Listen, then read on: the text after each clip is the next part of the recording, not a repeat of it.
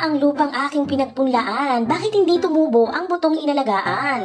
Hello mga bes! Dapat marunong kang maghintay. Pero minsan dapat marunong ka ring bumitaw. Katulad na lamang ng pipinong ito. Almost 1 week na hindi tumutubo. Anong problema? Bakit? Sabihin mo. Aasa pa ba ako? Mga bes, give up na ako. Wala nang pag-asa yan. Sa aking palagay, expired na ang butong aking nabili sa bayan.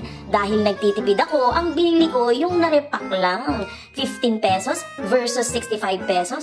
50 pesos na difference. Siyempre, merienda na yon. Iyon lang yun. Dahil narepack na siya, hindi ko alam kung expired na. Yan kasi, tipid pa more. Kaya, nga, noong aking subukang pisilin ang buto, malambot ang lumabas na mabaho. Siyempre, bulok na ang buto. Based sa aking experience, dapat 4 days lang tumubo na ito. After 7 days, hindi tumubo, need to let it go. In fairness naman, sa binilhan ko ng buto, na timingan lang naman siguro or dahil sa sobrang init, kaya baka naluto ang buto.